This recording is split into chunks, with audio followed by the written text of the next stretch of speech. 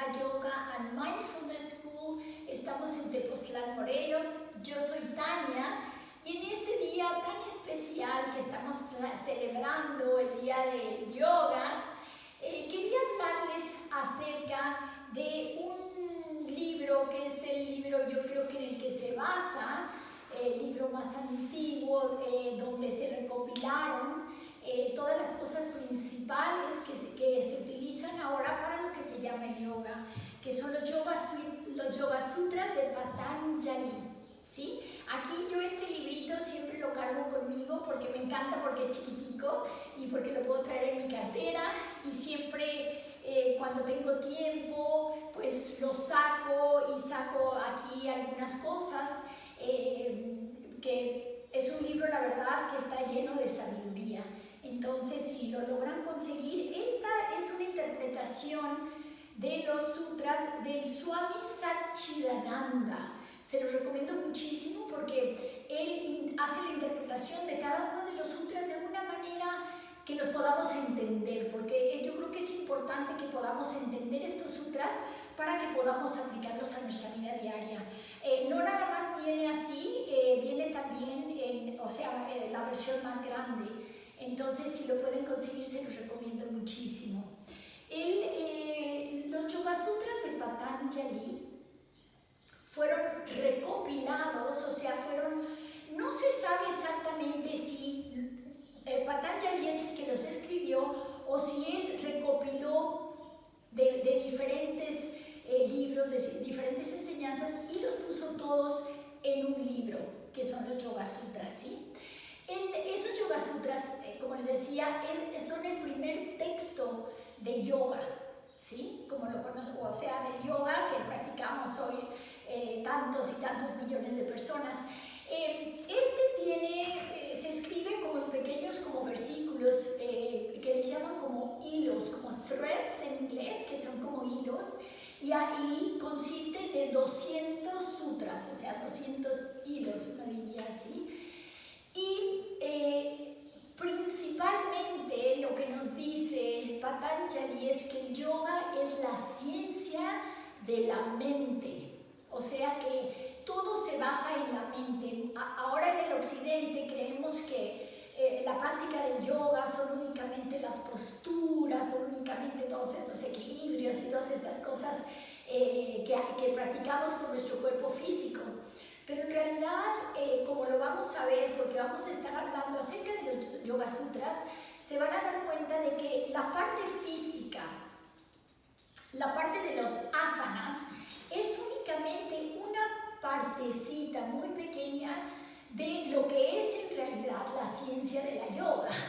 O sea, de lo que es en realidad esto que nos dice Patanjali, que nos habla acerca del control de nuestra mente, ¿sí? Entonces, los Yoga Sutras están divididos en 4 capítulos, ¿sí? El primer capítulo se llama Samadhi Pada, ¿sí? Y como muchos de ustedes conocen, la palabra Samadhi es el que nos habla mucho acerca de cómo a través de la limpieza de nuestra mente podemos alcanzar la iluminación. Samadhi es como se podría traducir como la iluminación. Entonces el primer capítulo se llama Samadhi Pada. El segundo capítulo se llama Sadhana Pada. Y en ese segundo capítulo, de ese voy a estar hablando un poquito más en este día, es donde nos habla bien y nos especifica todos los pasos para poder llegar a esa iluminación. O sea, qué es lo que tenemos que hacer, cómo debemos de actuar para poder lograr, o sea, la práctica que nos va a llevar a poder lograr ese samadhi. Sí, ese es el tercer capítulo, el segundo capítulo.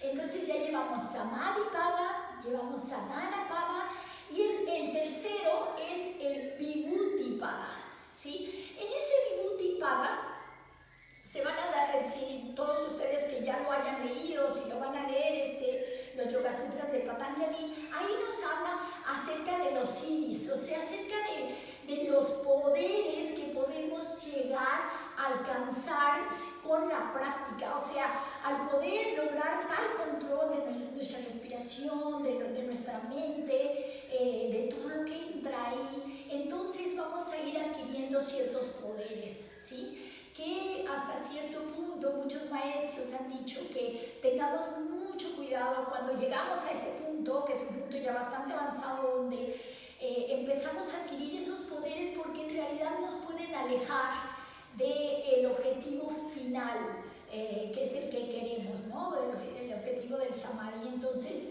tener cuidado, se pueden presentar, si se presentan, qué bueno, pero no que sea algo que vaya a nutrir nuestro ego para que luego no sigamos en este camino y nos quedemos ahí nada más emocionados con los poderes que hemos adquirido.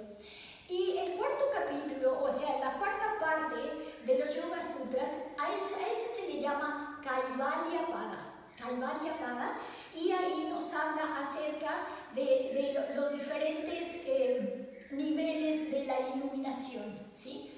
Cómo vamos quitando una parte y cómo nos vamos poco a poco los diferentes samadhis, ¿no? Porque no es únicamente uno, sino son varios hasta que alcanzamos el último, ¿sí? Entonces son 4 partes en las que se dividen los Yoga Sutras. Como les decía, Patanjali fue un monje que se dedicó a recopilar toda esta información para poder escribir este gran libro que ahora se le considera el primer texto de yoga, ¿sí? Cuando comienza, les vamos a hablar primero un poquito acerca de cada uno de estos 4 pedazos en los que se divide los Yoga Sutras, y en el Samadhipada todo comienza donde nos dice Ata Yoganusa Sanam, y eso quiere decir, acá comienza la exposición del yoga, ¿sí? O sea, aquí es como una afirmación de que ahora sí, aquí en su primer capítulo está empezando todo lo que es la exposición del yoga. Igual como les decía yo, no es únicamente el yoga físico, sino lo que es el yoga en su totalidad.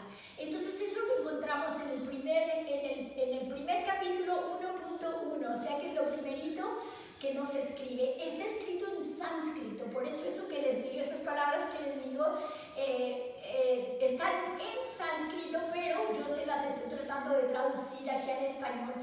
Luego, en el versículo 1.2, que también está al principio, y para mí, desde la primera vez, que ya lo he leído tantísimas veces, porque cada vez que uno lo vuelve a leer, agarra uno cositas nuevas, ¿sí? Es como leerlo por primera vez, de repente, wow, esto no me había dado cuenta de esto, y ahí estaba, ¿no? Entonces, algo de lo que me impresionó desde la primera vez que leí los Yoga Sutras era Yoga Chitta Vitri Nirodha. Yoga Chitta Vitri Nirodha, que quiere decir el control de las fluctuaciones de la mente. Entonces, esto es así como yoga es el control de todos esos movimientos, todo eso que hay en nuestra mente, ¿sí? Hay tantos miles y miles de pensamientos que entran en nuestra mente diariamente y que muchas veces ni siquiera nos damos cuenta de qué es lo que está entrando. O sea, nada más entran y salen y ni cuenta nos damos. Y muchas veces reaccionamos en la vida también sin saber por qué estamos reaccionando así, porque ni siquiera estábamos pendientes de qué estaba sucediendo. Entonces este capítulo esta parte tan importante de los Yoga Sutras, en el 1.2, Yoga Chitta Vitri Nirodha, nos dice que el yoga es calmar las fluctuaciones de la mente, ¿sí? Que si logramos calmar todo eso, bombardeo de pensamientos que tenemos diariamente, entonces vamos a ver cómo abajo todo es completamente tranquilo, todo está completamente en paz, ¿sí? Entonces vamos a poder lograr la paz interior, la paz de nuestra mente. Entonces es calmar ese bombardeo de pensamientos. En el budismo le hablan a la mente como si fuera un mono, un changuito que brinca de una rama de un árbol a otro y a otro y a otro, y que constantemente está yéndose aquí, allá, ¿sí? Y así es la mente, ¿sí? Constantemente se nos va. Cuando nos dimos cuenta ya hasta no sé en dónde, hasta que la volvemos a traer. Y van a ver que cuando empiezan a usar algunas de las técnicas del yoga, como es la concentración, que viene antes de la meditación, como de repente está uno tratando de concentrarse, de meditar, y de repente ves que tu mente ya se fue a otro lado, la vuelves a traer, y la acabas de traer cuando ya se fue también a otro lado, y la vuelves a traer, y así es. Al principio no está uno meditando, está uno tratando de traer esa mente al momento presente, al aquí y a la hora, porque se va constantemente sin que nos demos cuenta. Entonces, por eso es que el 1.2 de los Yoga Sutras es tan importante, controlar las fluctuaciones de la mente.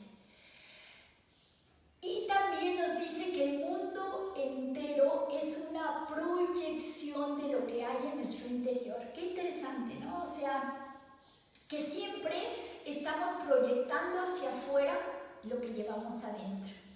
Entonces, qué increíble saber esto, porque si nos está yendo mal, si lo de afuera no nos gusta, y nos ponemos a ver que en vez de culpar a los demás, todo está dentro de mí.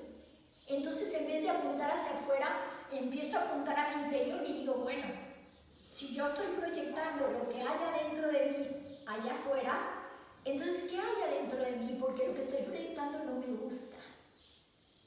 Entonces, cuando me doy cuenta de eso, entonces es que puedo empezar a cambiar esa proyección, ¿sí?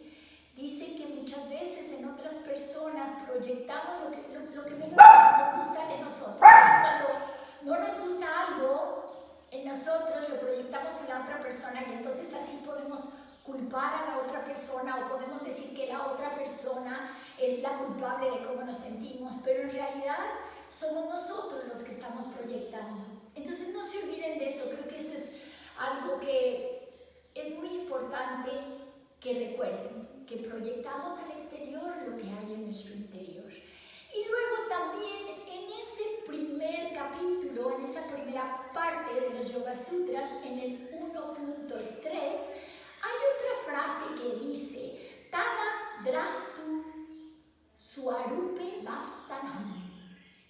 Y eso quiere decir, el que sabe y ve, descansa en su propia naturaleza. Ya no se envuelve en deseos y en pensamientos, ¿sí? O sea que la persona que de veras aprende todo esto que nos enseña el yoga, entonces descansa en su propia naturaleza, en su naturaleza esencial, no en sus patrones, no en sus acondicionamientos, no en todo lo que ha aprendido del exterior, sino descansa en su interior, ¿sí? Y ya no se envuelve ni en deseos ni en pensamientos. ¡Wow! Si de veras nos ponemos a ver el significado de estas palabras tan grandes, tan fuertes, pues ahí en realidad nos está dando todo lo que nosotros necesitamos para llevar una vida con más paz, para llevar una vida con más serenidad, para llevar una vida como la que queremos vivir, ¿sí? Y no nada más dejándonos llevar de nuestras reacciones inconscientes, que es lo que hacemos. Dicen que como el 90% de las veces reaccionamos de cosas que hay en nuestro interior, de memorias inconscientes, y no desde nuestra conciencia, no desde nuestro ser, ¿sí? No desde quienes somos en realidad. Entonces, lo que nos dice aquí en resumen es que yoga es ver nuestros pensamientos y analizarlos, ¿sí?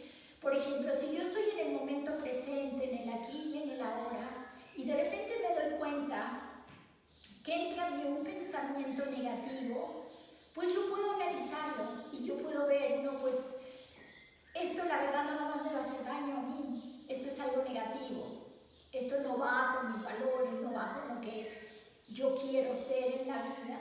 Entonces lo analizo y entonces al verlo lo puedo comenzar a cambiar, ¿sí?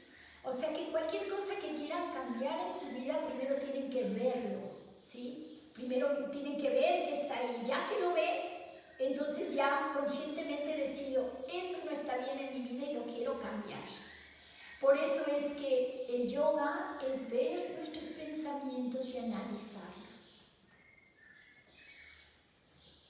Para esto tenemos que estar en el momento presente, porque cuántas veces no nos agarran ocasiones en las que estamos tan distraídos o estamos yendo tan rápido o estamos haciendo, como dicen, multitasking, haciendo 5 cosas a la vez, que cuando nos damos cuenta ya no tenemos control. Entonces por eso es que hay que ir un poquito más despacio, hay que llevar la vida de una manera más calmada, para que podamos estar conscientes de qué está pasando momento a momento por mi mente, porque mi mente está controlando mi destino. Qué increíble, pero así es, así es.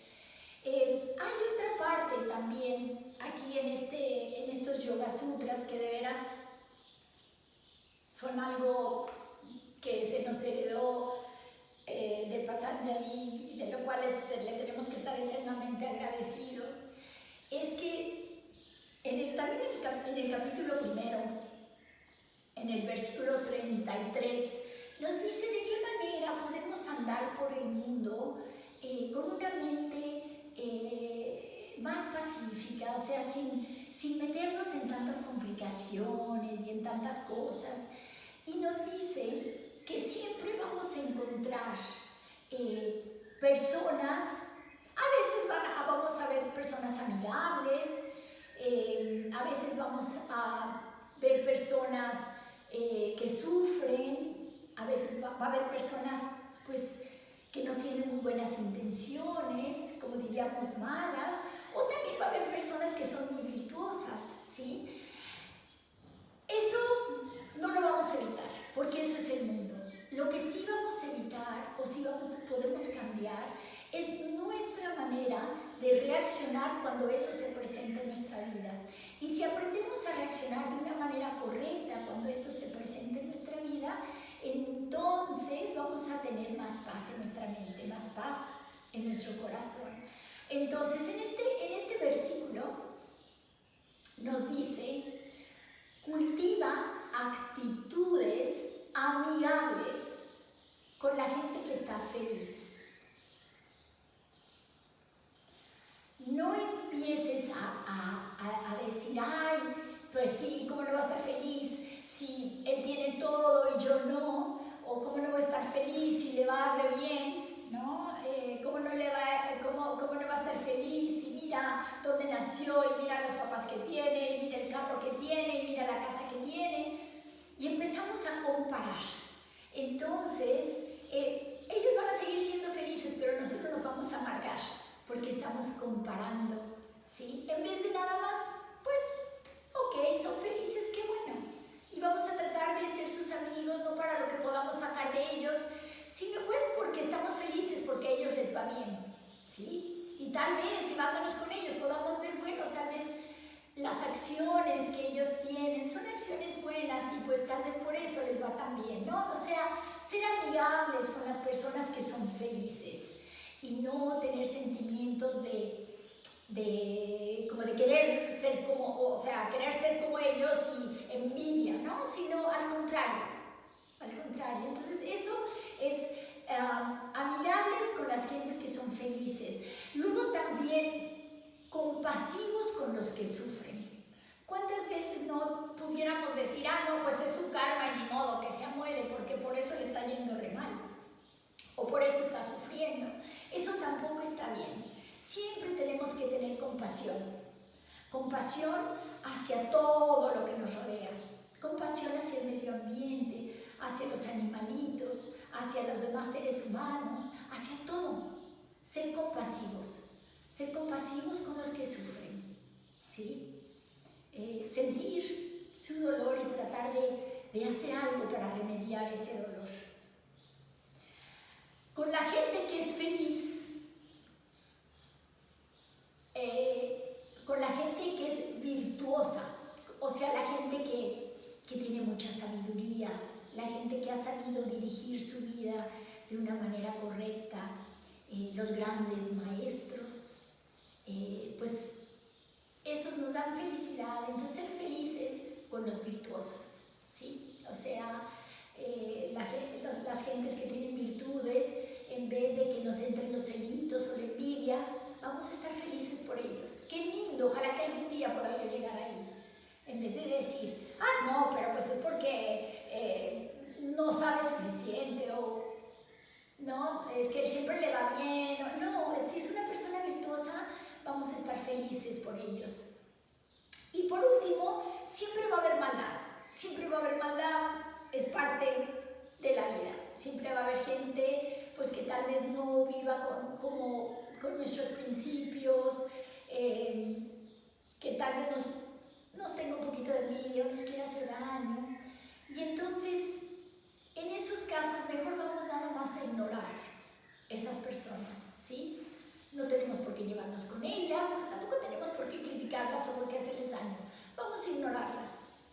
Y así vamos a mantener paz en nuestra mente. Eso lo dice en los Yoga Sutras, en la primera parte de los Yoga Sutras, en el 1.33 nos dice: cultivar actividades amigables con las gentes felices, compasivos con las gentes que sufren, felices con las gentes virtuosas, e ignorar a los que cometen actos malos o a los que practican la maldad. Únicamente ignorarlos. Y así vamos a estar mucho más en paz. Entonces, con eso traté de sacarles, como sé que no tenemos mucho tiempo, ya nos quedan nada más unos minutitos, traté de sacarles lo más importante de esa primera parte de los Yoga Sutras, que es el Samadhi Pada. ¿Sí? Cómo poder tener más paz en nuestra mente, cómo podemos lograr ese Samadhi. Entonces, eso viene en la primera parte. En la segunda parte, que es en el Sadhana Pada, hay algo que es lo más importante que todos nosotros, que nos encanta el yoga, todos los yogis y yoginis, debemos de practicar. Son las 8 ramas del Ashtanga Yoga. En el mundo occidental creemos que yoga es únicamente las asanas, que son la tercera rama, pero el cuerpo es importante tonificarlo, es importante tener un cuerpo flexible, es importante tener un cuerpo fuerte, pero únicamente es importante todo eso para poder durar más tiempo en meditación. Si no practicáramos el estar estirando nuestras piernas, nuestra espalda, fortaleciendo, no podríamos durar con las piernas cruzadas en meditación por mucho tiempo. Nos estaría doliendo una parte del cuerpo, la otra, nos estaría molestando. Entonces sí es importante las asanas, pero siempre tenemos que tener en mente, ¿son importantes para qué? Son importantes para que yo pueda tener un cuerpo fuerte, para que yo pueda tener un cuerpo flexible, porque mi cuerpo es el templo de mi alma y tengo que mantenerlo bien, sano, bien ejercitado, pero no es únicamente para eso, sino es para que al final yo pueda durar más tiempo en meditación. Y eso es algo que debemos de recordar. Por eso son importantes las asanas. Entonces, vamos a las 8 ramas del yoga. La primera se llama yamas. Los yamas son como las abstinencias. Es casi como si les dijera yo los mandamientos, ¿sí? Los mandamientos de la ley de Dios, porque pues se parece mucho. Y es importante que se recuerden del más importante, yo creo, de aquí de los yamas, que es el ahimsa. Ahimsa quiere decir no violencia. Cuando hablamos acerca de la no violencia, pues enseguida pensamos, ok, no matar, pues yo no mato, ¿no? Pero va más allá de eso, va más allá de no matar, ¿sí? Pudiéramos considerar no violencia en nuestras palabras, no violencia en nuestros pensamientos, no violencia en nuestras acciones, no violencia hacia el medio ambiente, no violencia hacia los animalitos, ¿no? Por eso, algo de lo principal que se practica en yoga es el ser vegetariano, el no comer animales, porque los tienen que matar para podernos alimentar, y al matarlos ellos sufren. Entonces, aquí no estamos practicando ahimsa. Entonces, dependiendo de qué tan profundo quieran llegar en el yoga, pues pueden ir aplicando poco a poco estos principios en su vida diaria. Entonces pueden tal vez comenzar al principio pues tratando de aplicar la no violencia en cosas pequeñitas, para luego ir ampliando hasta que ya puedan tener la mentalidad de no hacerle daño, de no tener violencia hacia nada ni hacia nadie. Y eso pues es a donde se quiere llegar algún día. Ese es el ahimsa, la no violencia. Luego tenemos el satya. Satya, ¿qué quiere decir? Decir la verdad, ¿sí? ¿Cuántas veces no decimos, ay, es una mentirita piadosa, es nada más esto que no importa, ¿no? Que no es importante. No, satya es decir la verdad siempre, siempre hablar con la verdad, que tus palabras sean siempre verdaderas, ¿sí? Que siempre estés bien consciente de qué sale por tu boca. Entonces, tenemos que preocuparnos por decir siempre la verdad. Luego tenemos asteya. Asteya quiere decir, se puede decir no robar, o se puede decir es no tomar nada que no te pertenece, ¿sí? Puede ser que nadie me esté viendo, puede ser que nadie se dé cuenta, y yo voy a agarrar este librito y me lo voy a llevar. ¿Pero a quién le pertenece? Me lo puedo llevar porque es mío, pero si es de otra persona, lo tengo que dejar ahí. ¿Sí? Eso quiere decir, no tomes nada que no te pertenece. Entonces, ese es asteya. Luego tenemos otra que se llama brahmacharya, y yo creo que para nosotros que no somos monjes, que vivimos en la vida diaria, brahmacharya es únicamente tener disciplina en tu vida sexual. No estar esa energía vital, esa energía tan importante, no estarla desperdiciando aquí y allá, sino ser disciplinado con quien tienes relaciones y siempre ser muy recto en eso, ¿sí? Entonces, eso es brahmacharya. Aparigraha, que quiere decir no ser avaros, no querer agarrar más, abarcar más, tener más, y que nunca tenemos suficiente y siempre queremos más.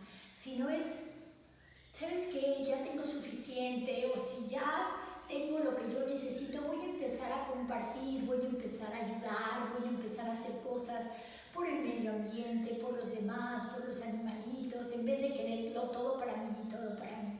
Eso es aparigraha, tratar de practicar la no avaricia. Y después tenemos los niyamas. Los niyamas más bien nos vamos a las cosas que tienen que ver más bien con la moral.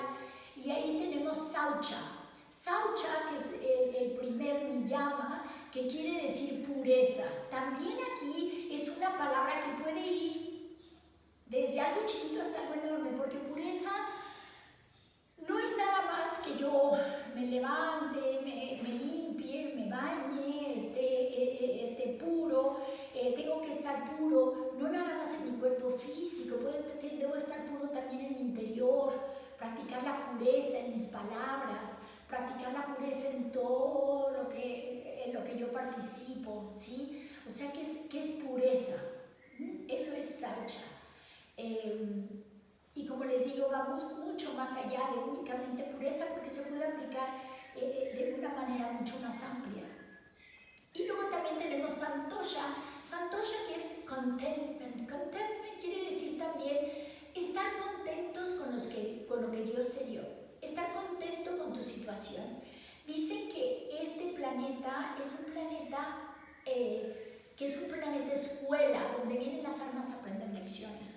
Entonces, si estamos aquí, estamos aprendiendo cosas que tenemos que aprender. Todo lo que nos sucede son cosas que nos sirven para crecer. Entonces, en vez de quejarnos, vamos a aceptarlos y vamos a tener contentment. Vamos a decir, ok, ¿qué tengo que aprender de esta situación? Todo está bien. Contentment. Después tenemos tapas.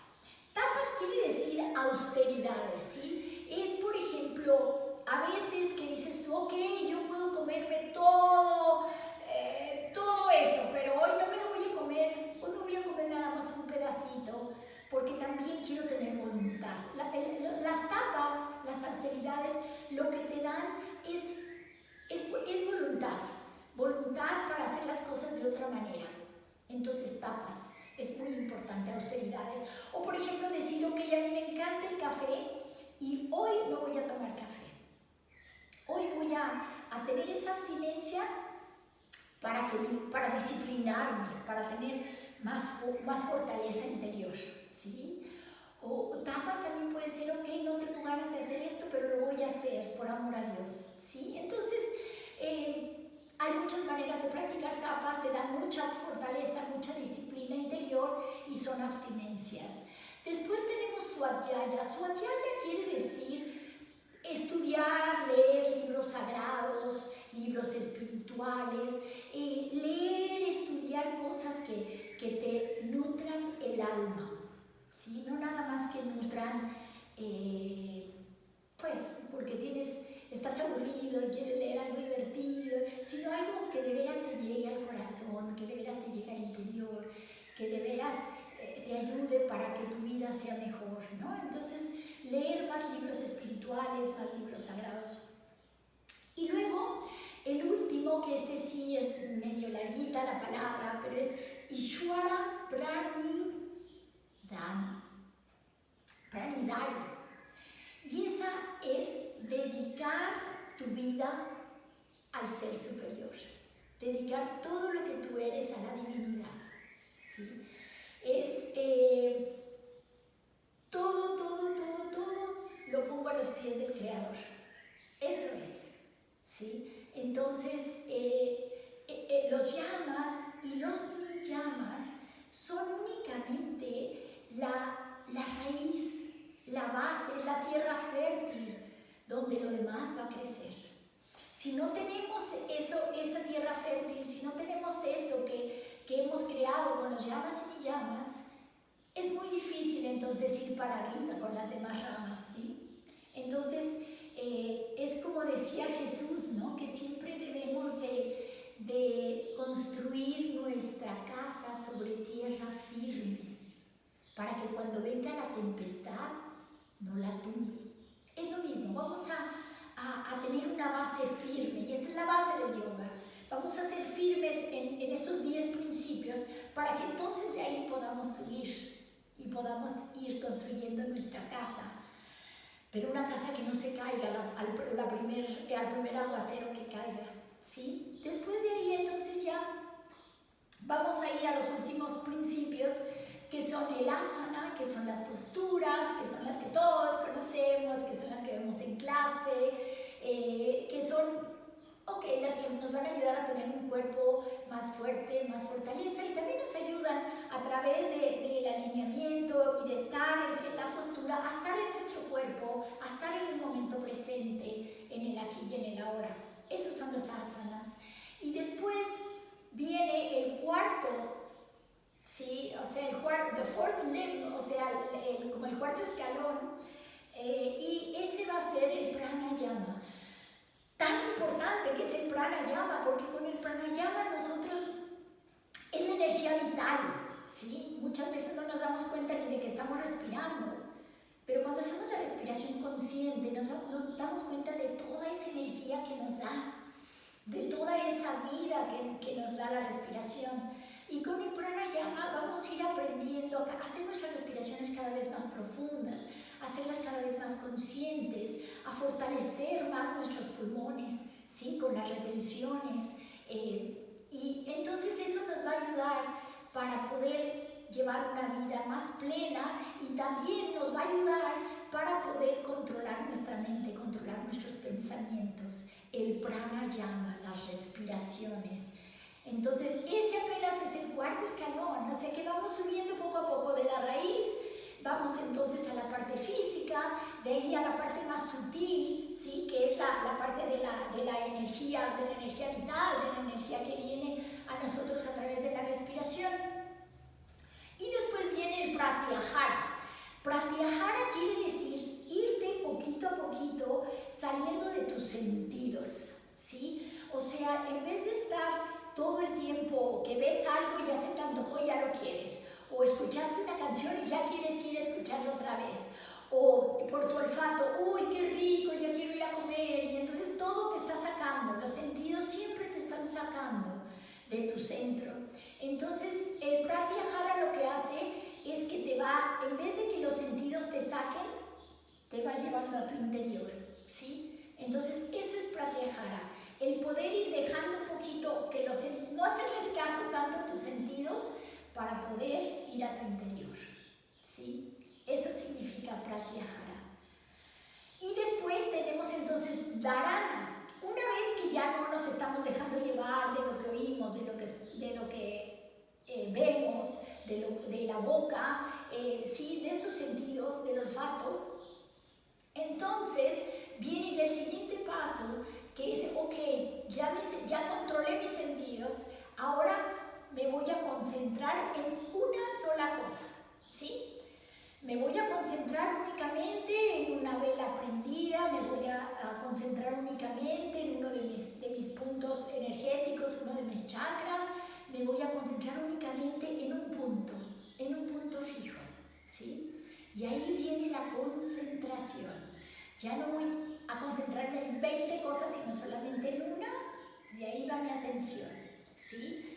Entonces, esa dharana es la concentración, y todo esto es antes de dhyana, que es la meditación.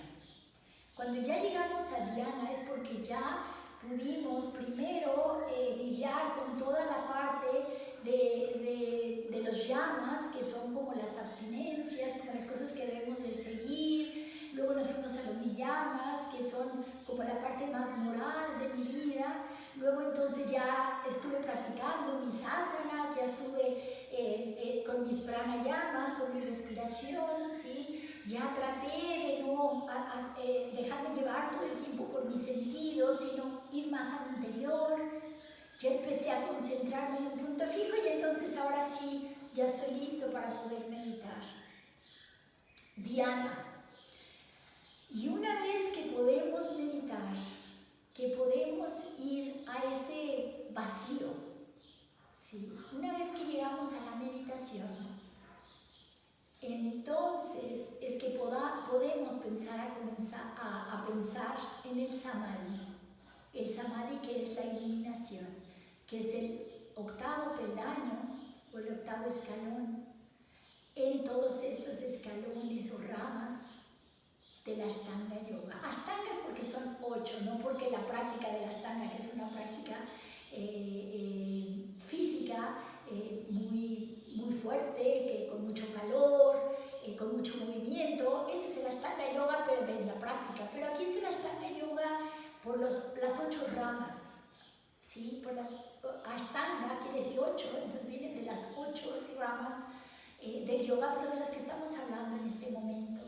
Entonces quise aprovechar este día para traerles esto, porque en realidad traté de ponérselo de la manera como fuera más sencilla, para que ustedes lo pudieran entender, para que de verdad llegara a su corazón, de que de verdad llegara a su interior, y que puedan entonces poco a poco ir siguiendo estos pasos para que de verdad pueda cambiar su vida y de verdad puedan practicar lo que hoy en día llamamos y estamos celebrando, que es el yoga.